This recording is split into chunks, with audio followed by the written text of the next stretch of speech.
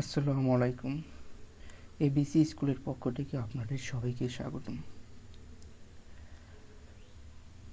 আজকে আমি অষ্টম শ্রেণীর নতুন কারিকুলাম ইংরেজি বইয়ের দ্বিতীয় অধ্যায় নিয়ে আলোচনা করব। দ্বিতীয় অধ্যায় হয়েছিল the Biju festival. The Biju festival নিয়ে আমি আজ আলোচনা করব। তো এখানে প্রথম যে ইউনিটটি আছে সেটি হয়েছিল 2.1.1। 2.1.1 এখানে বলা হয়েছে যে discuss the following questions in pairs and then share your answers with the class. জোড়ায় নিচের প্রশ্নগুলো আলোচনা করো, তারপর তোমার উত্তরগুলো শ্রেণীতে শেয়ার করো।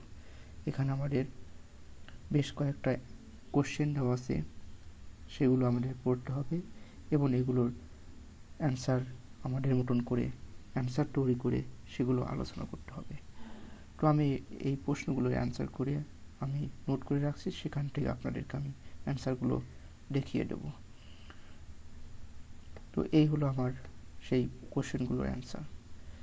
প্রথম যে কোশ্চেনটি ছিল সেটি হলো যে did you interview anyone for any reason? তুমি কি কখনো কোনো একজনের ইন্টারভিউ নিয়েছো কোনো কারণে বা কোনো কারণের জন্য যে কোনো কারোর ইন্টারভিউ নিয়েছো? তো আমরা বলতে পারি যে yes, once I interviewed one of my friends for a magazines. হ্যাঁ, আমি একটি ইন্টারভিউ নিয়েছি, আমার এক বন্ধুর একটি ইন্টারভিউ নিয়েছিলাম ম্যাগাজিনের জন্য। তারপর বলেছে যে did someone interview you for any purpose? কোনো উদ্দেশ্যের জন্য তুমি কি কখনো ইন্টারভিউ দিয়েছো কোনো একজনের কাছে? কেউ কি তোমার ইন্টারভিউ নিয়েছে কোনো উদ্দেশ্যের জন্য? তো এরপর বলতে পারি, এরপর আমরা অ্যান্সার করতে পারি যে yes, my sister interview me for her assignment purpose last month. তো এখানে বলা হয়েছে ইয়েস, হ্যাঁ, আমার বোন আমাকে ইন্টারভিউ নিয়েছিল তার অ্যাসাইনমেন্টের জন্য গত মাসে তার অ্যাসাইনমেন্টের উদ্দেশ্যে আমার বোন আমাকে ইন্টারভিউ নিয়েছিল। এরপর বলতে পারি এরপরের question, what was the topic of the interview? ইন্টারভিউয়ের যে নিয়েছিল সেই ইন্টারভিউয়ের টপিকটি কী ছিল? The topic of the interview was how to maintain good health. সুস্বাস্থ্য বজায় রাখার জন্য ইন্টারভিউয়ের যে বিষয়টি ছিল কিভাবে সুস্বাস্থ্য বজায় রাখা যায়।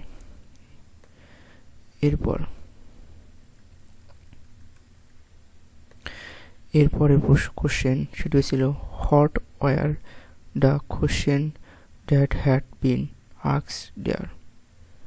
কোশ্চেনটি কী ছিল যা সেখানে জিজ্ঞাসা করা হয়েছিল? The question that had been asked there is given below. কোশ্চেনটি যা ছিল যা জিজ্ঞাসা করেছিল তা হলো বা নিচে দেওয়া হলো। যে প্রথম কোশ্চেন ছিল what kind of food should you take? কী ধরনের খাবার খাওয়া উচিত তোমার? তারপরে why should you get up early? তুমি কেন সকালে উঠবে? How can you maintain good health? কিভাবে তুমি সুস্বাস্থ্য বজায় রাখবে? এরপরে নাম্বার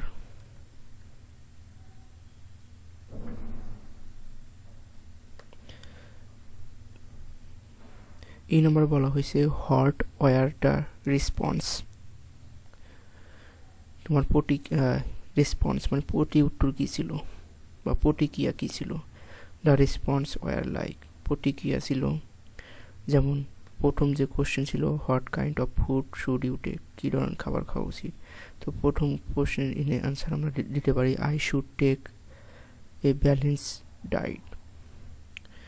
দ্বিতীয় কোশ্চেন 2 নম্বর আমরা অ্যান্সার লিখতে পারি I should get up early to keep in good health. ভালো স্বাস্থ্য বা সুস্বাস্থ্য বজায় রাখার জন্য আমরা সকালে ঘুম থেকে ওঠা উচিত আমাদের। তারপরে I can maintain my good health, আমাদের সুস্বাস্থ্য আমরা বজায় রাখতে পারি by following the rules of হেলথের নিয়ম অনুসরণ করে। এরপর F number, did you share any information about the interview with anyone, if yes what did you say. তুমি কি কোনো ইনফরমেশন শেয়ার করেছো অ্যাবাউট দ্য ইন্টারভিউ সম্পর্কে উইথ এনিওয়ান, যে কোনো কারোর সাথে। ইফ ইয়েস যদি হয় হ্যাঁ, তাহলে হোয়াট ডিড ইউ সে, তুমি কি বলেছিলে। তো এখানে আমরা অ্যান্সারে বলতে পারি ইয়েস, হ্যাঁ। I share this information with my mother, আমি আমার ইনফরমেশন আমার মার সাথে আমি শেয়ার করেছিলাম অ্যাবাউট দ্য ইন্টারভিউ সম্পর্কে। I share that my sister, আমি বলেছিলাম যে my sister wanted to know some question about the maintain good health, আমার বোন জানতে কিছু কোশ্চেন বা কিছু প্রশ্নের অ্যান্সার জানতে চেয়েছিল মেনটেন গুড হেলথ, সুস্বাস্থ্য বজায় রাখার সম্পর্কে। তো এই ছিল আমাদের 2.1.1 এর অ্যান্সার, এ থেকে এ পর্যন্ত সবগুলো কোশ্চেন অ্যান্সার। তো তোমরা ইচ্ছা করলে এই অ্যান্সারগুলো তোমরা নিজের মতন করে দিতে পারো, অথবা আমার অ্যান্সারগুলো তোমরা নোট করে সেগুলো লিখে দিতে পারো। এরপরে আমরা আলোচনা করব 2.1.2 নিয়ে।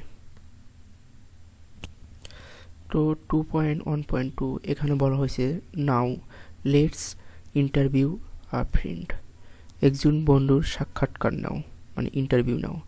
তোমার যে কোনো একজন ফ্রেন্ডের ইন্টারভিউ নিতে বলছে এখানে। তো এখানে বলা হয়েছে যে take an interview of your friend to know his or her choice of movies, song, habit, personality. বলা হয়েছে যে তোমার বন্ধুর ইন্টারভিউ নাও, তোমার বন্ধুর চয়েস বা তোমার বন্ধুর পছন্দ মতন যেমন মুভি, সং, হ্যাবিট, পার্সোনালিটি আছে, এগুলোর ভিতরে যে কোনো একটির উপর তোমার বন্ধুর যেটি চয়েস করে সেটির উপর তুমি ইন্টারভিউ নাও, এবং 6 থেকে 10টা প্রশ্নের অ্যান্সার করো নিচে, মানে 6 থেকে 10 পর্যন্ত কোশ্চেন দেওয়া আছে, সেই কোশ্চেনগুলো আমাদের অ্যান্সার করতে হবে।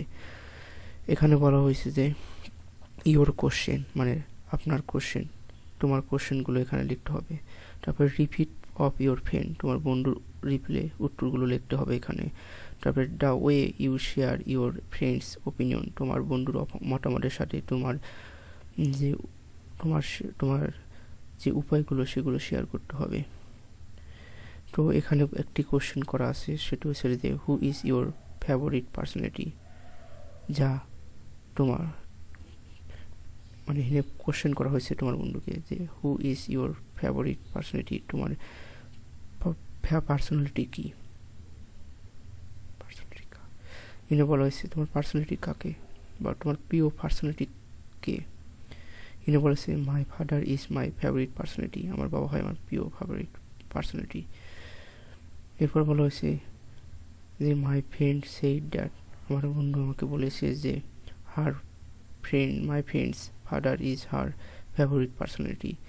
মূলত এটি হয়েছিল একটি ন্যারেশন, আর ন্যারেশনটা কী সেই বিষয় নিয়ে আমি পরবর্তী বিস্তারিত একটি ক্লাস নেব, এবং আমি এখানে শুধু 1 থেকে 10 পর্যন্ত কোশ্চেনগুলো আমি অ্যান্সার করে রাখছি, সেগুলো তোমরা নোট করে নিতে পারো।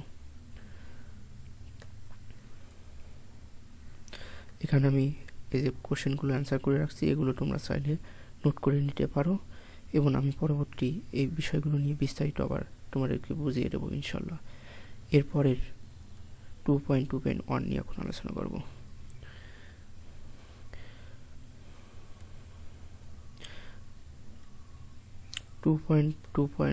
এখানে বলা হয়েছে reflect on your friends replies and how you have shared them in front of the class, then discuss the following question in pairs groups, next share your answers with the whole class.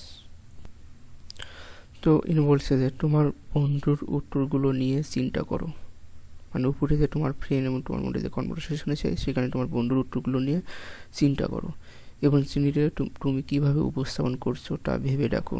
তারপর জোড়ায় অথবা দলের নিচের প্রশ্নগুলো আলোচনা করো।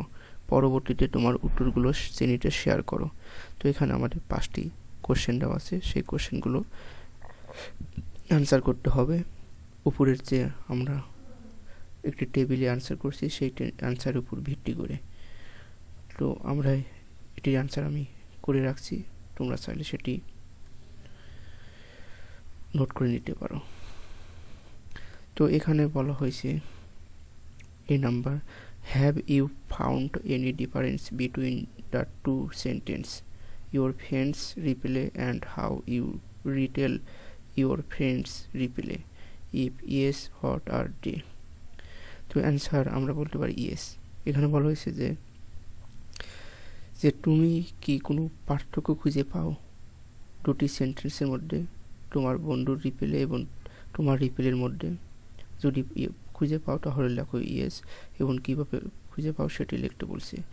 তো yes, হ্যাঁ, I have found difference between two sentence, দুটি সেন্টেন্সের মধ্যে আমি পার্থক্য খুঁজে পাই। Here I don't repeat the same sentence, কিছু সেন্টেন্স প্রতি উত্তর বা কিছু সেন্টেন্স রিপিট হয় না, পুনরাবৃত্তি হয় না একই sentence. When I tell it to others, যখন আমি অন্যদেরকে বলেছি। আই চেঞ্জ দ্য টেন্স, আমি টেন্স পরিবর্তন করেছি। অ্যান্ড পার্সন পরিবর্তন করেছি ইনস্ট্যান্ট, তাৎক্ষণিক। এরপর বলা হয়েছে why have you made the change, তুমি কি চেঞ্জ করেছো? I have made the change to repeat it to others, অন্যর সাথে যখন প্রতি উত্তর দিয়েছি তখন আমি পরিবর্তন করেছি। এবার সি নাম্বার বলেছে, do you share any sentence without making any sense?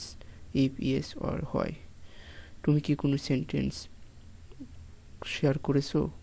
তুমি কি কখনো কোনো কারোর সাথে তোমার সেন্টেন্স শেয়ার করেছো উইদাউট মেকিং এনি সেন্স, কোনো পরিবর্তন ছাড়া? If yes, why? না, আমরা কখনো সেন্টেন্স পরিবর্তন ছাড়া আমরা কখনো সেই সেন্টেন্স শেয়ার করি না। যার কারণে লিখছি না।